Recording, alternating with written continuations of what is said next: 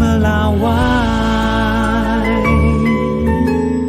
Saudara, kita beralih ke informasi lain. Pagar bambu sepanjang 30 km yang terbentang di Laut Tangerang, Banten hingga saat ini masih menjadi perbincangan.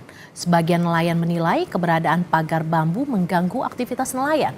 Namun ada pula yang berpendapat pagar bambu berdampak positif, diantaranya untuk budidaya kerang hijau dan menahan abrasi.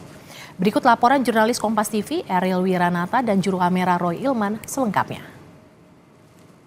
Saudara, benar sekali bahwa memang pagar bambu yang membentang di perairan Tangerang ini masih menjadi perbincangan, memiliki sisi positif dan negatif. Dan saat ini untuk mengetahui bagaimana adanya dari pagar bambu tersebut, kita sudah bersama dengan perwakilan nelayan Kahot, yaitu Pak Tarsin, untuk mengetahui bagaimana pagar bambu yang membentang 30,18 km di perairan Tangerang ini. Pak Tarsin, bagaimana Pak terkait dengan adanya pagar bambu yang membentang 30,18 km ini, Pak? Ya, kalau menurut saya itu kan cuma hanya patok bambu yang sebagai tanda batas untuk perairan dangkal untuk masyarakat budidaya kerang hijau ya. Ya, sejauh ini manfaatnya banyak lah. Masyarakat kita yang bermata pencarian sebagai nelayan, termasuk kami mewakili dari nelayan dari Kohot juga, yang saya tahu mereka manfaatnya bisa buat mata pencarian tambahan gitu ya. Kalau misalnya melaut hasil tangkapnya lagi kurang, bisa ngambil kerang hijau, karena kita tahu kerang hijau juga sangat populer di masyarakat kita untuk dijadikan masakan seafood ya.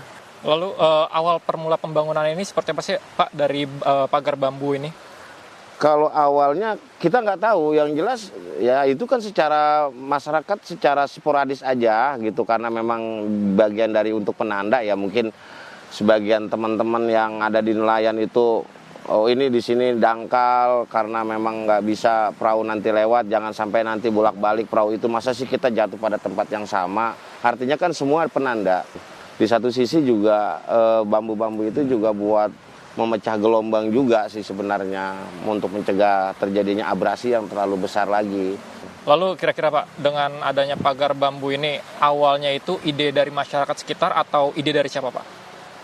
Ya kalau bicara ide, ya itu secara tadi saya bilang, menginisiasi sendiri-sendiri aja sih sebenarnya warga masyarakat. Dan ini juga terjadi sudah bertahun-tahun dari dulu juga. Dengan adanya pembangunan seperti ini, berarti dana yang diberikan ini apakah dari masyarakat? Kita tahu bahwa ini swadaya masyarakat ini. Itu swadaya masyarakat aja, sendiri-sendirilah. Mereka kadang-kadang kan masing-masing di daerahnya masing-masing nelayan. Oh di sini kerang hijaunya bagus. Kalau bicara misalnya siapa yang ngedana atau bagaimana, ya saya nggak tahu, ya masing-masing masyarakatnya lah. Tanggapannya Mas dengan adanya dari KKP yang mengatakan bahwa ini ilegal, tidak memiliki izin pembangunan tersebut dan disegel, nantinya pada 20 hari ke depan diminta untuk dibongkar, itu seperti apa Mas? Kami kan nggak tahu itu, karena tidak ada pemberitahuan kepada masyarakat pesisir bahwa ini bermasalah ketika menggunakan apa dan bagaimana, kan begitu. Kita nggak tahu lah, yang jelas nggak tahu. Kita orang awam nggak paham itu apa itu aturan-aturan. Oke, terima kasih banyak Mas atas tanggapannya. Ya, Saudara, benar sekali bahwa memang di balik sisi dari negatifnya, ternyata dari para nelayan Kahot yang berada di Kabupaten Tangerang ini mengatakan memiliki sisi positif, yang dimana menambahkan dari mata pencarian untuk mencari kerang, dan ini salah satunya adalah untuk menanggulangi darinya adanya abrasi untuk pemecahan ombak. Ariel Nata, Roy Ilman, Kompas TV, Banten.